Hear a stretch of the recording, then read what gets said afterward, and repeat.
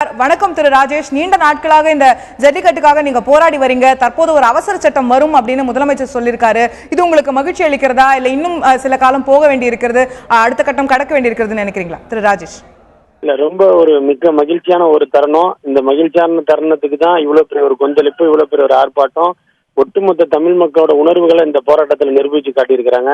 இது மாணவர் சார்ந்த பிரச்சனை இல்ல, ஜல்லிக்கட்டு அமைப்பு சார்ந்த பிரச்சனை இல்ல, பொதுமக்கள் பிரச்சனையாகி பொதுமக்களும் இன்னைக்கு வீதியில இறங்கி போராடி இந்த அவசர சட்டம் இயற்றுறதுக்கு இன்னைக்கு ஒரு பெரிய ஒரு ஊன்றுகோலா நடந்திருக்கு இந்த மாணவர்களோட எழுச்சி.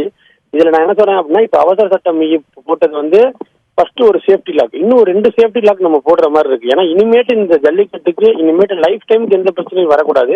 அதுல அடுத்தது ஒண்ணு எப்படின்னா, இந்த பிசிஏ ஆக்டை அமெண்ட்மெண்ட் பண்றத ரொம்ப தீவிரமா கவனிக்கணும். இப்ப அவசர சட்டம் நம்ம ஜனாதிபதியோட ஒப்புதல் மூலமா வாங்கி அதை நம்ம நடத்திடலாம் அப்படிங்கிறது ஒரு சேஃப்டி லாக். ஏன்னா நம்மளை பொறுத்த வரைக்கும் இது உணர்வுபூர்வமான போராட்டம். ஆனா இந்த மாதிரி அனிமல் வெல்ஃபேர் போர்ட் பீட்டா அவங்கள பொறுத்த வரைக்கும் இது எப்படின்னா அறிவுபூர்வமான போராட்டமா இருக்கு. அதனாலதான் ஒரு தடவை அவங்க நம்மளை ஜெயிச்சுக்கிட்டே போறாங்க.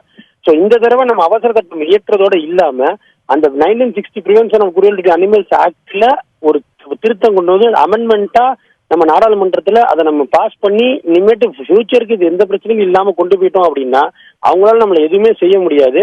நிரந்தர தீர்வு வந்துடும். இனிமேட்டு இந்த ஜல்லிக்கட்டுக்கு எந்த பிரச்சனையும் இருக்கு. இதுதான் நம்ம ஆரம்பத்துல தீர்வு வந்துட்டு இருக்கோம்.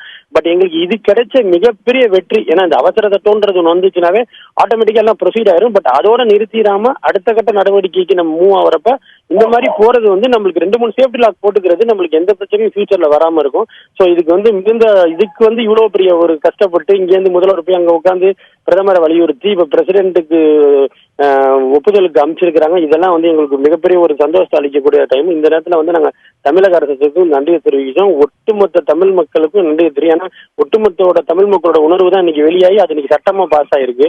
தமிழ்நாடுன்றது ஜல்லிக்கட்டு மாநிலமாவே மாறிடுச்சு. ஏன்னா இன்னைக்கு தமிழ்நாட்டுல கடந்த ஒரு 4-5 நாட்களாக ஒரே ஒரு வார்த்தையை மட்டும்தான் உச்சரிச்சுட்டு வந்துட்டு இருக்காங்க. ஜல்லிக்கட்டு ஜல்லிக்கட்டு ஜல்லிக்கட்டு தான். எந்த பேப்பர், எந்த மீடியா, எந்த ஊடகம், சமுதாயத்துல நடக்கிறவங்க, நிக்கிறவங்க, உட்காரவங்க, ஒரு கடையில டீ சாப்பிடுறவங்க, எந்த விதமான ஆக்டிவிட்டி செய்யறவங்களும் இந்த ஜல்லிக்கட்டுன்ற விஷயத்த பேசாம கிடையாது.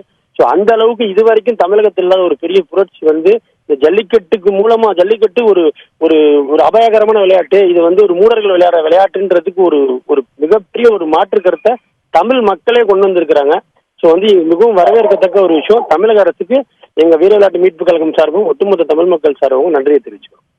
ஒரு மகிழ்ச்சி அளிக்கக்கூடிய செய்தியாக நீங்க இதை பார்த்திருக்கீங்க. அதே போல இது இதோடு நின்று விடாமல் அடுத்தடுத்த கட்டங்களுக்கு இந்த விஷயம் எடுத்துச் செல்லப்பட்டு ஒரு நிரந்தர தீர்வும் காணப்பட வேண்டும் என்ற கோரிக்கையும் நீங்கள் வைத்திருக்கிறீர்கள்.